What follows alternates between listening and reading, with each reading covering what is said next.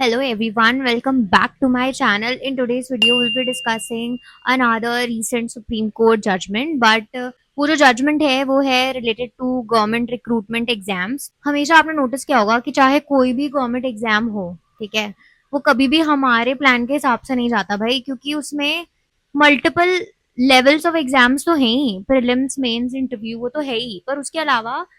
The amount of time it takes, पहले आप, हो सकता है कि पहले नोटिफिकेशन आए, उसके बाद हो सकता है एलिजिबिलिटी चेंज हो जाए, उसके बाद पता चले कि उस एलिजिबिलिटी में थैंक गॉड कि आप दे सकते हो, पर हो सकता है कि उस eligibility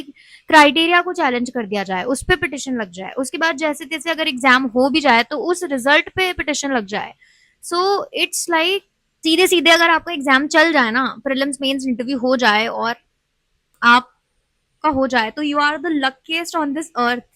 late me tell you that. क्योंकि जनरली प्रॉब्लम यही है, चाहे कोई भी गवर्नमेंट एग्जाम हो, उसमें मेन इशू यही आता है कि सीधे सीधे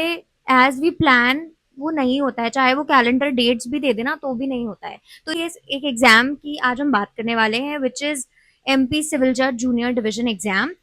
अब जो बच्चे जुडिशरी के लिए प्रिपेयर कर रहे थे वो इस एग्जाम के बारे में जानते होंगे, and there has been recent supreme court judgment on this particular recruitment. So let's begin. So जो ये एग्जाम है एमपी सिविल जज जूनियर डिवीजन, इसका नोटिफिकेशन आता है नवंबर 2023 में, और ये जो वैकेंसी है ये 2022 की है, मतलब 2022 की वैकेंसी जो है 2023 में नोटिफाई हुई, ठीक है। उसके बाद इसका जो एलिजिबिलिटी क्राइटेरिया था वो चेंज किया जाता है, ठीक है। इसका जो एलिजिबिलिटी क्राइटेरिया था पहले, वो था कि आप एक सिंपल लॉ ग्रेजुएट होने चाहिए, ठीक है, और अगर आप हैं तो आप इस एग्जाम को दे सकते हैं। मिनिमम 50% जैसा रहता है, 50-55%, दैट्स इट। उसके बाद इस क्राइटेरिया को चेंज किया जाता है एमपी के रिक्रूटमेंट रूल्स को चेंज करते हुए, और अब एलिजिबिलिटी क्राइटेरिया बनाया जाता है 3 years of practice as an advocate, या तो ये हो, या फिर दूसरा था मिनिमम 70% आपके परसेंटेज होने चाहिए इन दी लॉ ग्रेजुएशन में, ठीक है। ये दो क्राइटेरिया इंट्रोड्यूस किए जाते हैं। अब जब ये दो क्राइटेरिया इंट्रोड्यूस किए जाते हैं, तब बहुत ज्यादा ग्रेजुएट्स में, जो भी इतने साल से प्रिपेयर कर रहे थे, क्योंकि वैकेंसी 2022 की थी, आई वो 2023 में, तो जो भी स्टूडेंट्स जिनको कंसर्न था, जिन जो कि एलिजिबल नहीं हो पा रहे थे, उन्होंने पिटिशन फाइल करी हाई कोर्ट में, एमपी हाई कोर्ट में। अब एमपी हाई कोर्ट इसमें सुनवाई कर रहा था, उस दौरान एमपी हाई कोर्ट ने ये ऑर्डर पास किया कि let the students fill the forms, you take the exam, later on आप रिजल्ट तब उसके बेसिस पे निकालना जो हम डिसाइड करेंगे, ठीक है। अब यहाँ पे जो इस एलिजिबिलिटी क्राइटेरिया में फॉल करता था उसने भी फॉर्म भरे, और जो पुराने एलिजिबिलिटी क्राइटेरिया में फॉल करता था, मतलब जिसके पास सिर्फ ग्रेजुएशन की डिग्री थी, उसके पास 70% ना तो मिनिमम परसेंटेज थे, ना ही उसके पास 3 years ऑफ प्रैक्टिस थी, उसने भी फॉर्म भरा। सारे लोगों ने जो भी फॉर्म भरे, उसके बेसिस पे एमपी हाईकोर्ट ने रिजल्ट भी निकाल दिया। मतलब उन्होंने वेट नहीं करा हाईकोर्ट के ऑर्डर का कि हाईकोर्ट क्या बोलती है, फाइनल डिसीजन क्या आता है, उन्होंने रिजल्ट भी निकाल दिया। अब रिजल्ट तो निकाला ही निकाला, while the action in high court was pending, उन्होंने मेंस भी कंडक्ट करा लिया। मतलब जो लोग एलिजिबल पाए गए प्रीलिम्स एग्जाम के रिजल्ट में, उनका मेंस भी हो गया पुराने एलिजिबिलिटी क्राइटेरिया के बेसिस पे। अब मेंस हुआ है आई थिंक मार्च 2024 में, और उसका रिजल्ट भी उन्होंने निकाल दिया। उसके बाद जब रिजल्ट निकल गया, उसके बाद फाइनली एमपी हाईकोर्ट का जजमेंट आता है with respect to this criteria, और वो ये कहते हैं कि ये जो क्राइटेरिया इंट्रोड्यूस किया गया है रिक्रूटमेंट के रूल्स बदलकर, वो एक लेजिट और कॉन्स्टिट्यूशनली वैलिड क्राइटेरिया है। इसीलिए जो भी रिक्रूटमेंट अब एमपी में होगा वो इसी एलिजिबिलिटी क्राइटेरिया से होगा। मतलब उन्होंने क्या बोला, उन्होंने बोला 3 years of practice is legit first, या फिर आपके पास 70% परसेंटेज होने चाहिए इन दी ग्रेजुएशन इन लॉ। तो ये दो क्राइटेरिया को उन्होंने लेजिट लीगल माना, और यही जजमेंट उन्होंने सुनाया। अब जब हाई कोर्ट ने ऑलरेडी प्रीलिम्स ले ली, मेंस ले ली on the base of old criteria, तो कुछ कैंडिडेट्स ने जाके पिटिशन फाइल करी, और उसके बेसिस पे हाई कोर्ट ने ये बोला, ये जो आपने रिजल्ट निकाला है दैट शुड बी रिवाइज, रिकम्प्यूटेशन होना चाहिए, क्योंकि ऑफ कोर्स जो पहले अमाउंट ऑफ कैंडिडेट्स जो एलिजिबल हो रहे थे वो ज्यादा थे, क्योंकि कोई मिनिमम क्राइटेरिया नहीं था। लेकिन अब मिनिमम क्राइटेरिया है, तो अब जब उस एलिजिबिलिटी क्राइटेरिया के हिसाब से जो कैंडिडेट्स होंगे वो कम होंगे, तो रिजल्ट के जो प्रीलिम्स का जो स्कोर होगा उसमें भी डिफरेंस आएगा। तो इस बेसिस पे हाई कोर्ट ने जो एग्जाम सेल है उसको ये ऑर्डर्स दिए कि आप रिकम्प्यूट करो और फिर से मेंस कंडक्ट कराओ, जो भी बच्चे अंदर आते हैं उनका मेंस होना चाहिए, और फिर आप जाकर इंटरव्यू की प्रोसेस करना। तो उसको अभी कोर्ट ने, एमपी हाई कोर्ट ने होल्ड पे रखने को कहा, जो भी मेंस का रिजल्ट आया था उसको।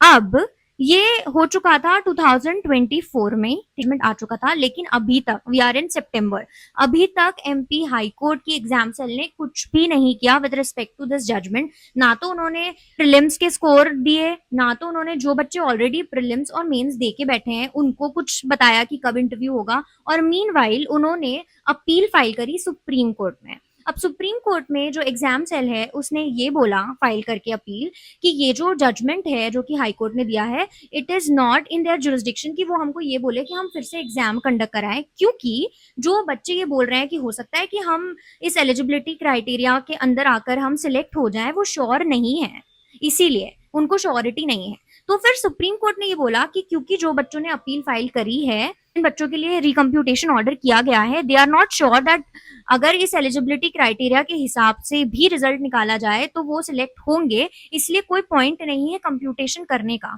पर मुझे एक इतनी सी बात समझ नहीं आती कि अगर आप पूरा एलिजिबिलिटी क्राइटेरिया चेंज कर दोगे तो ऑफ कोर्स रिजल्ट चेंज होगा, बट बच्चे जो पिटिशन फाइल कर रहे हैं उनको ये नहीं पता कि कितने नंबर ऑफ स्टूडेंट्स हैं जिन्होंने फॉर्म भरा है, उसके पास ये एग्जैक्ट डेटा नहीं है कितना चेंज आएगा नंबर ऑफ स्टूडेंट्स ने जो पहले एलिजिबल थे और बाद में एलिजिबल हो गए या जो भी था, और उसके हिसाब से जो कट ऑफ है that will very, that will change. तो इसीलिए कोई भी बच्चा अंदर हो सकता है जो बाहर है, और कोई भी बच्चा जो बाहर है वो अंदर हो सकता है। तो इस बात को ध्यान में ना रखते हुए फाइनली सुप्रीम कोर्ट ने ये जजमेंट डिलीवर करा कि अभी वाली जो ये जो 2022 की जो वैकेंसी है सिविल जज जूनियर डिवीजन की, इसके ऊपर ये एलिजिबिलिटी क्राइटेरिया ही एप्लीकेबल नहीं होगा। इसका मतलब कि जो भी प्रीलिम्स के अंदर, प्रीलिम्स के बाद जो भी बच्चे अंदर थे एग्जाम में, उन्होंने मेंस दिया, मेंस देने के बाद जो भी बच्चे सिलेक्ट हुए हैं उनका ही सिर्फ इंटरव्यू कंडक्ट किया जाए, और बाकी किसी बच्चे का इस वैकेंसी में कोई लेना देना ही नहीं है। अरे भाई मुझे ये बताओ कि अगर तुम्हें यही करना था प्राइमरी लेवल पे, तुम यही चाहते थे कि यही हो, तो तुम एलिजिबिलिटी क्राइटेरिया चेंज करके इस एग्जाम में एप्लीकेबल करने के लिए लाई ही क्यों? मतलब it's just wasting every student's time who has put effort, who has put his mind and soul into the exam कि हाँ हम हो सकता है या तो हम एलिजिबल हो जाएंगे या फिर हमारा हो सकता है। ये वाले बच्चे और जो ऑलरेडी वेट कर रहे थे उनको एंजाइटी हुई होगी कि भाई हमारा प्रीलिम्स मेंस हो चुका है लेकिन हम बाहर ना हो जाए। तो I don't get it, like high court की जिम्मेदारी बनती थी कि अगर तुम ये एलिजिबिलिटी क्राइटेरिया लाए हो तो तुम इसके ऊपर अब अगर जजमेंट आया है तो उसको फॉलो करो। तुमने वो भी फॉलो नहीं किया और ऊपर से तुम ये बोल रहे हो कि जो पुराना वाला था वो हम इसी में फॉलो करेंगे। What was the point of that? I don't get it. तो भाई मैं यही कहना चाहूंगी कि जो भी बच्चे किसी भी गवर्नमेंट एग्जाम के लिए प्रिपेयर करने का सोच रहे हैं या बहुत इंटरेस्टेड हैं, आई वुड सजेस्ट देम कि भाई तुम पहले पुराना स्टैटिस्टिक्स देखो उस एग्जाम का कि कैसे सिलेक्शन हो रहे हैं, किस फ्रीक्वेंसी से एग्जाम कंडक्ट किया जाता है, कब कब नोटिफाई होता है, फाइनल एग्जाम कब होती है, कैसे स्टूडेंट्स का सिलेक्शन जिनका हो चुका है उनसे भी बात करो, जिनका नहीं हुआ है उनसे ही बात करो, ताकि तुम्हें ग्राउंड रियलिटी पता चले कि ग्राउंड रियलिटी क्या है, कितना ज्यादा सफरेंस। लाइक ये वैकेंसी 2023 में आई थी और 23 से आज 25 आ चुका है, और अभी भी the people who have given means are now, since the Supreme Court has ordered that interview must begin with those students and finally इसको रफा दफा किया जाए, खत्म किया जाए, जल्दी से ये सिलेक्शन प्रोसेस को कंप्लीट किया जाए जल्द से जल्द, तो अब जाकर उनके इंटरव्यू होंगे। तो जो अंदर थे उनके लिए भी कितना फ्रस्ट्रेटिंग था ये, और जो इस उम्मीद में थे कि क्योंकि हाईकोर्ट ने ये ऑर्डर किया था कि रिकम्प्यूटेशन होना चाहिए पूरे रिजल्ट का, तो उनको एक चांस था कि अरे हो सकता है हमारा हो जाए क्योंकि हम तो 70% भी है हमारा, और ऑलरेडी ऐसे लोग अंदर है जिनका 70% भी नहीं है या जिनके 3 years ऑफ प्रैक्टिस भी नहीं है, तो वो लोग अंदर है, तो हो सकता है वो बाहर हो तो हमारा हो जाए। तो ये सबके लिए कितना अनसर्टन था फॉर लास्ट 2 years। तो मुझे ऐसा लगता है कि जो भी लोग हैं जो कि प्रिपेयर कर रहे हैं किसी भी गवर्नमेंट एग्जाम की, ये रियलिटी है हमारे इंडिया के गवर्नमेंट एग्जाम्स की। So please please make sure you go through how things work for that particular exam and then decide whether you want to go or not, because it takes a lot of time and energy। और सबसे ज्यादा important है आपका समय, आपका समय जो निकल जाएगा, जो आपकी एज में 24 से 28 साल 30 साल का जो समय निकल जाएगा, that will not gonna come back and it is disheartening। So this was all about today's video, thank you for watching।